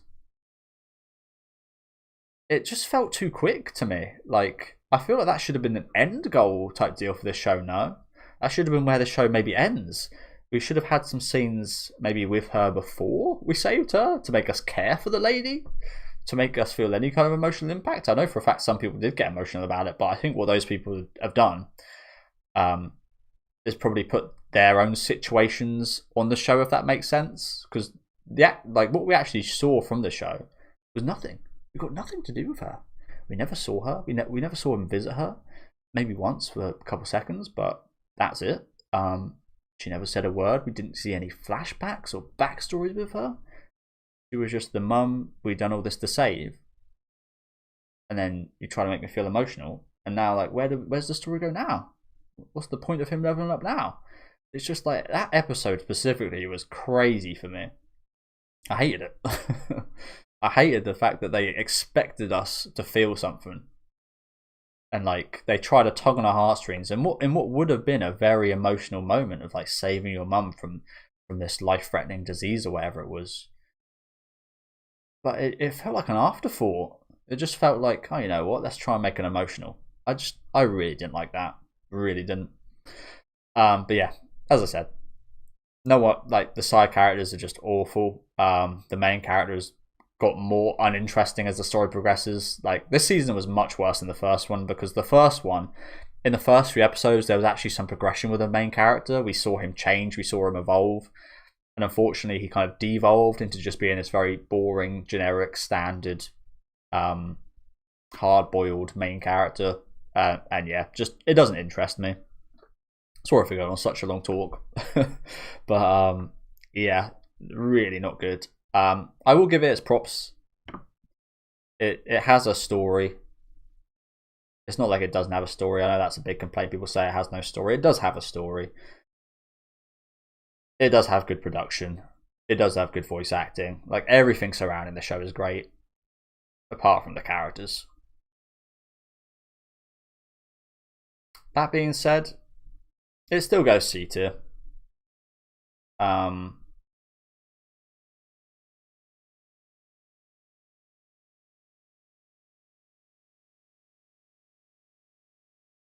Mid C tier, I think. Mid C tier. It's just for me, like I do like something I can turn my brain off and just watch the fight scenes, but I much more appreciate story and characters. So yeah. As we go into a very different style and type of show in Takapi's Original Sin, which was a special. I think it was like a bunch of like specials. Like it was like an 8-episode OVA, 7-episode like OVA or something. And I had a really good time with this. It looked great. The style was really cool. It was emotionally hard hitting. Like the character focus was really good, just on pretty much 3 or 4 characters throughout the whole show. And as you can tell, I kind of like it when it is much more focused on a small set of characters. And yeah, really impactful, really good. I will say maybe slightly overrated, but I think because of the sheer emotional impact and the topic of what it's covering, I think that was bound to happen because it is something so deep to a lot of people. Perhaps it's just the case that it didn't strike me quite as much, but I still absolutely loved the show. I thought it was amazing and definitely one of the best shows that came out this year. But I'm not as high on it as everyone else, I don't think. So I think I will put it in the A tier, and I think I put it just under Tatsuki Fujimoto's 17 through 26. As we move on to Sugiredo, which I can't remember the full name of this show, but it was just about some girls cooking, join a cooking club. Again, you're kind of not too much to say about this. It was a fun time. There's nothing really negative about the show. Maybe the story could have been better. Like the characters were cool. It was cute, and that's all that I expected from the show. To be honest, a cute show with girls cooking, and that's what I got. So, put this in the C tier.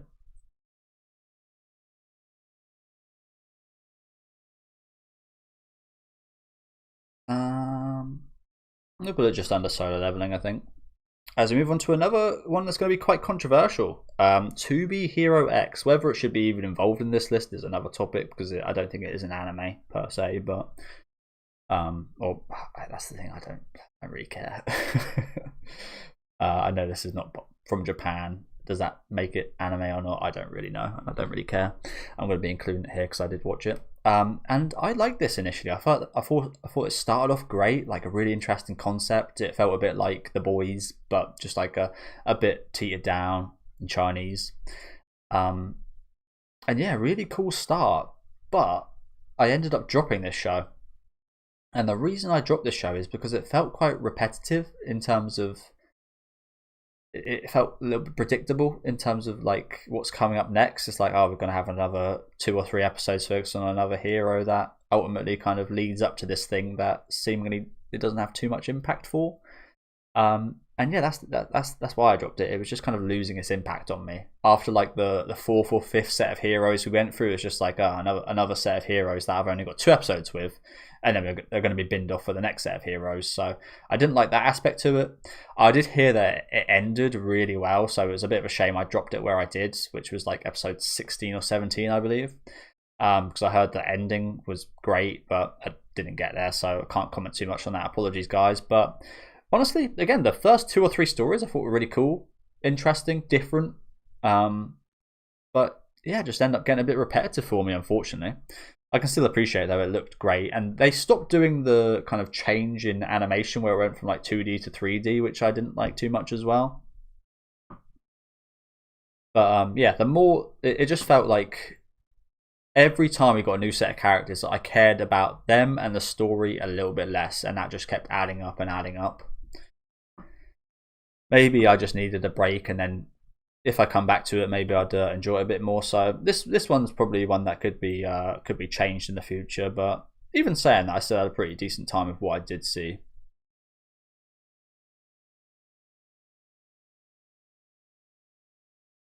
So yeah, I put that towards the top of C tier.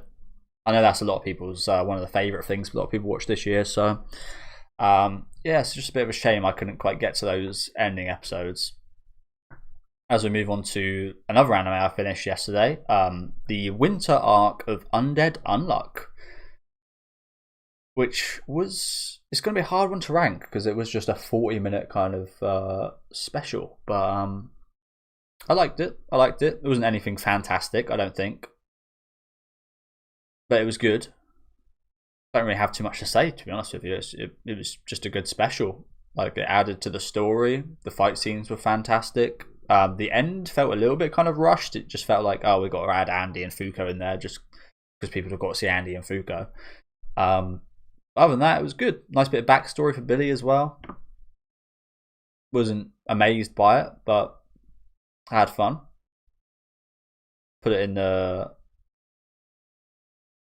You know, we're bringing Gintama down, unfortunately. I just don't think I can justify it being there. My personal bias was just desperately trying to keep it in B tier.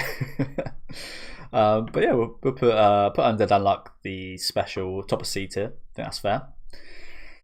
Okay, not too many left. This video has been a lot longer than I thought. I was yapping for quite a bit over a few of these, wasn't I? Won't have to speak too much on this one. Tougen Anki, which I watched only 1 episode of, so I can't really comment too much, but it just seemed like a super generic shonen.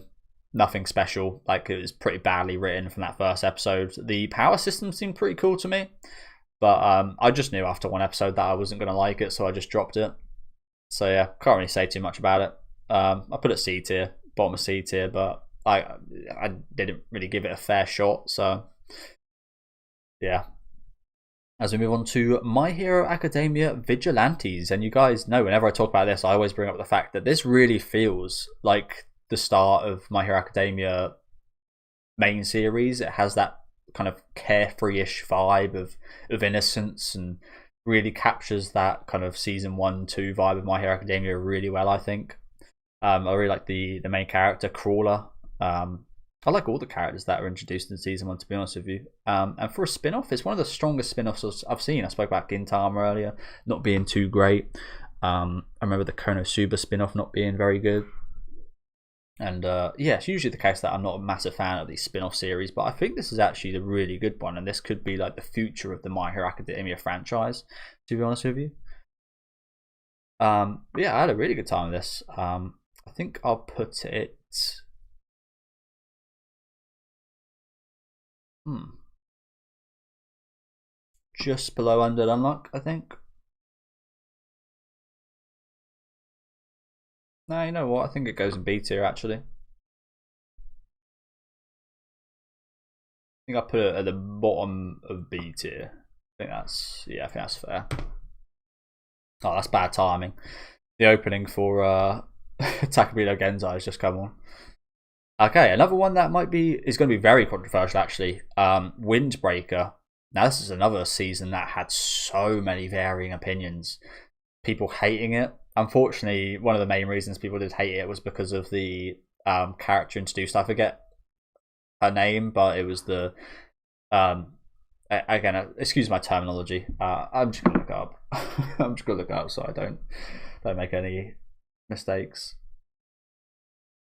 But a big reason a lot of people dropped this series / didn't like this season was because of that one character that was introduced. But that was actually my biggest positive of this season, which I did end up eventually dropping. The episode where Tsubaki no. So yeah, a lot of people really hated their introduction and called it like woke and so on and dropped the show. Like I said, my favorite episode of season 2 was the episode where we saw Tsubaki with the old people, and Tsubaki was experimenting and trying things out, and I love how the old people kind of accepted the Tsubaki and that was my favorite episode of the season. That actually added something to the character, and like from a character perspective, that was fantastic. Probably one of the best episodes of the whole show. But it then carried on the same issue I had with the end of season 1. I think season 1 was a really solid start, but if you remember at the cinema fight stuff with the 5 fights going on, the first fight was good, and then the story of the fights from then on just decreased and started getting really elementary and really stupid. And I had a feeling that would continue in season 2, and it very much did. I just the story was not good. I didn't care for it whatsoever. The characters, it just seemed to just stagnate, and there wasn't too much growth in the characters, bar Tsubaki and her introduction. And it was just a massive shame because I dropped it 8 episodes through, but I hoped I didn't drop it because I really liked Tsubaki introduction. I wanted to see more, but the rest of the season was just boring to me. I just didn't care for it. It just went back to that elementary school writing that I spoke about, and yeah, I didn't enjoy where it went, and unfortunately won't be continuing the series. But again, it's just a massive shame because that one character introduction I thought was incredible.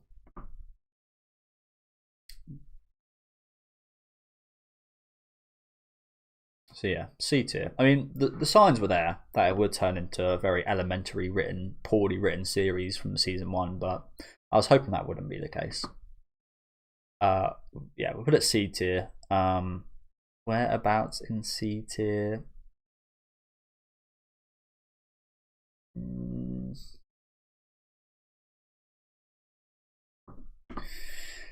Probably better than a couple of these.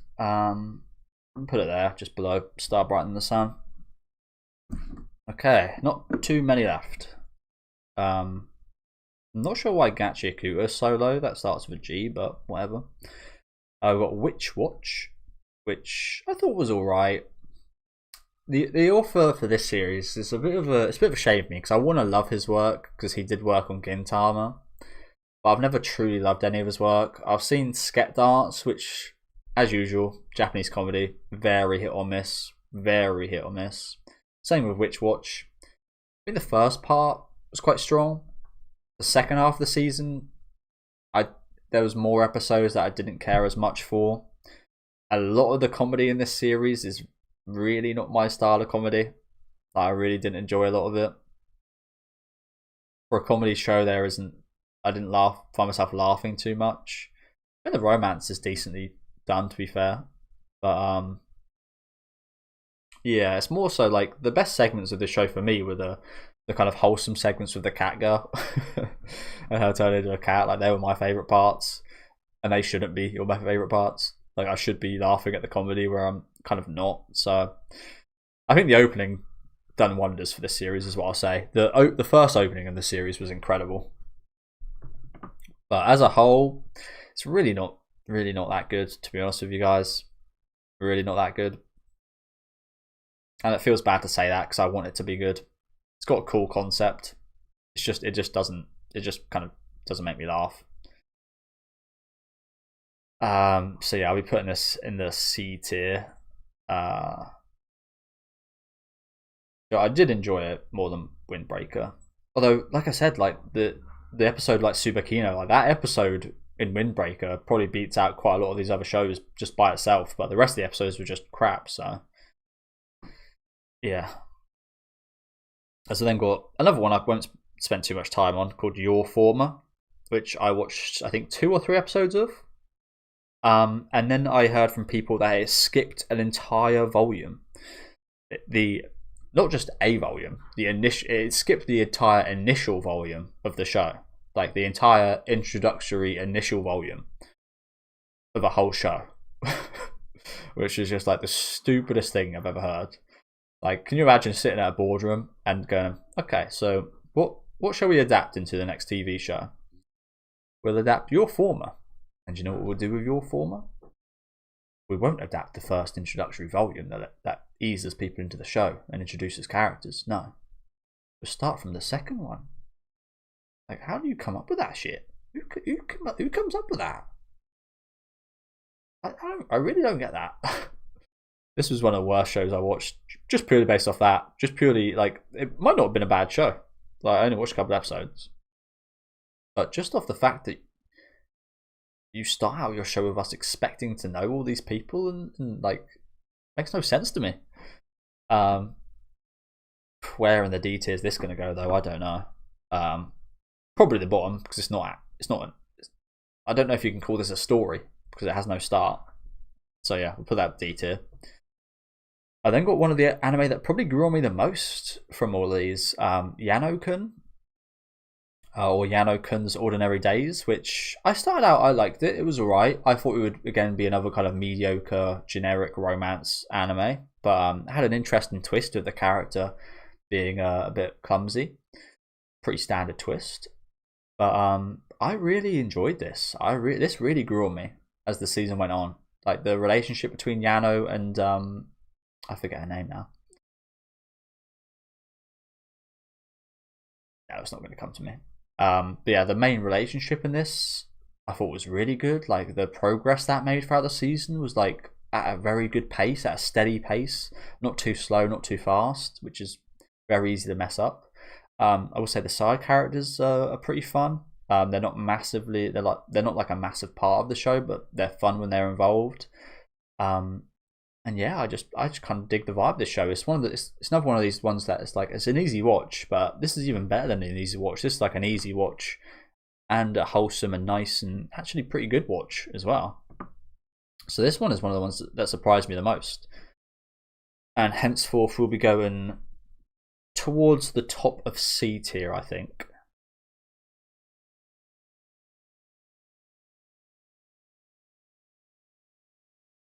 I think I put it top of C tier. Yeah, I think that looks good. We then got another one which I can't really comment too much on, just because this one kind of blindsided me a little bit. Maybe I think this is probably much more my issue than the show's issue, but I was expecting this show called Zenchu to be focused on manga artists, and I thought that was really cool. Like, an anime where we'll be actually looking at the perspective of the artist behind the manga. Like, I love that stuff. I love seeing like a mangaka's personality and past experiences and who they are as a person come through the screen. Some of my favorite experiences. For example, I imagine you get that with like Takapi's Original Sin. I imagine there's a lot of personal experience and such in a show like that because of how hard hitting it is and how well written it is. You've got to imagine there's a piece of the author in there somewhere. And I thought that's what we were getting from this. And then it turned into the most generic isekai thing ever. all within the space of that first episode. So I was really disappointed. I have since heard that people did enjoy the rest of the show, so maybe I should check out the rest. But I was just kind of blindsided by the first episode. I was like, wow, you turned this super interesting thing I was looking forward to into a generic isekai, and that just annoyed me, so I dropped it. But I didn't really give it too much of a fair chance, so I can't really rate this one too accurately, so I just put it at the end of C tier. Maybe I should check out the rest. Let me know if you guys did watch it, if it's worth checking out. I have seen that they reuse that same kind of transformation sequence like a couple times, so maybe it's not worth checking out, but yeah. Okay, second to last one here, we've got One Dance, which I just finished a couple days ago as well, I believe. And I like this. My main issue with this is that it spends too much time on the dancing, which shouldn't be an issue, but it is, because the CGI for the dancing looks good. It's just the facial features as well as the hair looks really bad in the dancing. So you don't actually want to see them dancing too much, which you should never say about a show about dancing. However, having said that, when it does get into like the concept is really cool with the main character having like a stammer, and he's a really relatable guy. Like I can relate a lot to him.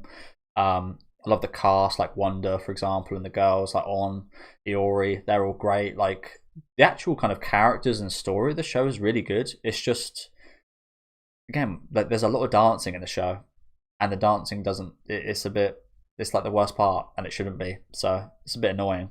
But I feel like if it did have like 2D dance scenes actually drew by Madhouse, this would probably be up there for one of the better ones of the year. But I've got to be fair and hold the facial expressions and CGI against it. Like I've got a personal kind of hot spot in my heart for this show. Like I like it. I enjoy this show quite a bit, despite the CGI. But I can't feasibly put it too high up, to be honest with you. I think I'll put it there, just below May I Ask One Final Thing. Because like I said, this show's got a lot of potential. I'd be really interested in reading the manga for this. Because especially like the main romance of Cabo and Wonder just seems like way too good to miss out on. But yeah, we'll get to the final one that I'll be recording today. And then, as I said earlier, I'll be coming back in a few days' time after I've watched these two movie/specials to update the list. But yeah, finish off with Gachi-Okuta, which is another show that took me by surprise quite a bit. I was expecting, again, a pretty generic shonen show, but this is actually quite different. Like it hits some of the generic shonen beats, don't get me wrong, but it's got an attitude. This show, it's got a real kind of rough and tough attitude, right from the style down to the characters, to the voice acting, and even the music they choose. Like it's a very very unique show, and I really like it for that. I wouldn't say there's any characters I massively like love, but all of them are actually like pretty well written. They're like a well-rounded cast, like Engine, Rudo, Amo.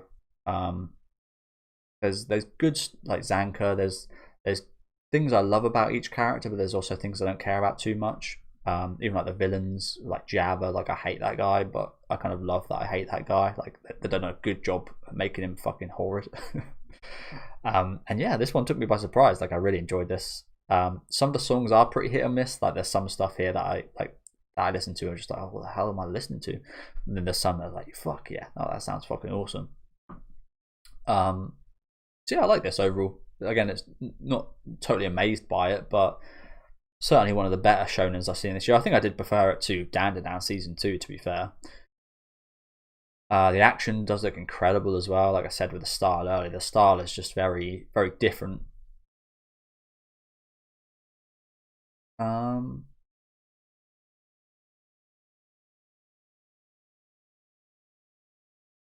I think I put it here, just above 100 Girlfriends. So yeah, that is it for me today. Probably see you guys in a couple seconds with the final two. Okay, guys, I'm back to finish off the tier list after I think just under a week. Literally just finished watching the Kaguya-sama special, so I'll cover this one first. And it was okay. I was a little bit disappointed just because of stuff surrounding the episode. Maybe I was quite harsh on the episode just because, again, the kind of what's happening with the end of the series is very egregious to me. And I think that affected my enjoyment of the episode. But overall, it was a pretty decent comedic Kaguya-sama episode, not a classic or anything. It had some good comedy moments in there. I feel like just you could put on just a normal random episode of Kaguya-sama and it'd probably be better than this one. But had some decent moments. But during the actual watch, I was quite disappointed. So I think I'll put this in the C tier. And it was just one episode, so it might be a little bit unfair to rank because pretty much everything else here is at least like either a movie or like a set of a few episodes or a whole season. In some cases, like 25, 24 episodes. But this was all right. Put this in the C tier, and then, which I'm really excited to talk about. Probably won't talk about too much just because the video is already very long. But the 100 meters Hyakkimu movie, which was incredible. I watched this last night. I do think it could have done with being a little bit longer actually. It was already almost 2 hours, but I feel like this could have actually used a bit more kind of focus on the side characters who are all awesome. One of my favorite things about the movie was the kind of motivational speeches and the understanding of people's motivations in this movie. I thought was incredible. It very much spoke to me. A lot of the stuff I can relate to doing what I do and such. And yeah, the animation, I remember one sequence especially, just an uncut kind of segment of them starting up a race where it was raining, was one of the best scenes I've seen in general, I think, in anime. I thought that was absolutely amazing. Characters great, soundtrack and the sound design especially was fantastic. Yeah, just had an awesome time with this. But it's a question of whether it's an A or B. Definitely one of my favourite things I've watched this year, although it might be a bit of recency bias considering I watched it yesterday. But yeah, definitely one of my favourite things I've watched this year. I think it's definitely going high A or S tier. It's just which one. I think I put it A tier.